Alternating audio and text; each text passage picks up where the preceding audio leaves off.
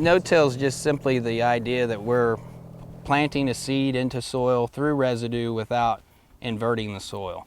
That's extremely beneficial, particularly as you move from east to west as we get to drier environments, because that residue increases water infiltration, reduces runoff, and then improves water storage.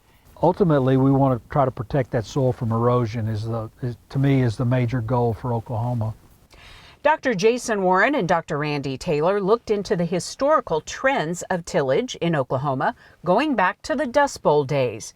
Well, I mean, if you look at the history of crop production in Oklahoma, you know, we would have been running moldboard plows in the beginning with listers, very heavy, intensive tillage.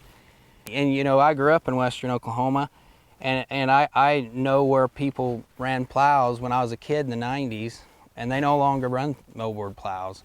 If they run anything, it's a disc or a chisel or something like that, and that because we've realized we didn't need to plow that deep. They found that conservation tillage systems such as no-till have increased dramatically in the last few decades. One of the reasons we've seen a large adoption of no-till is that farms get bigger, and you can just cover a lot more ground with a self-propelled sprayer in a 120-foot boom than you can with a 40-foot disc.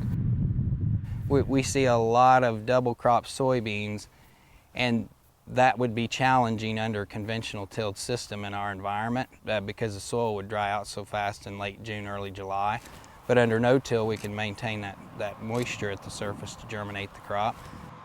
No-till, however, requires effective herbicides to control weeds, and because of that, many producers are rethinking the practice. Well, I think one of the challenges is likely herbicide-resistant weeds. As those become more prevalent in some of our systems, when chemicals aren't controlling them anymore, people are going to go back to some kind of tillage. We've done a little bit of a decent job of moving intensive tillage to that conservation tillage and then to no-till. But as a conservationist, my hope is that we don't go back to the intensive tillage, because that's what really sends soil down the stream. For those with no-till challenges, researchers encourage them to consider other conservation tillage options. My advice would be if an individual's having some challenges with weed control in a no-till system, is to start, trying to identify what that real problem is and then try to address it. It may be, a tillage pass for certain crops, but then trying to maintain a lot of residue or maybe no-till into another crop when they don't have those challenges with resistant weeds. Actually, if you're really wanting to control weeds, some kind of a sweep implement is the way to go.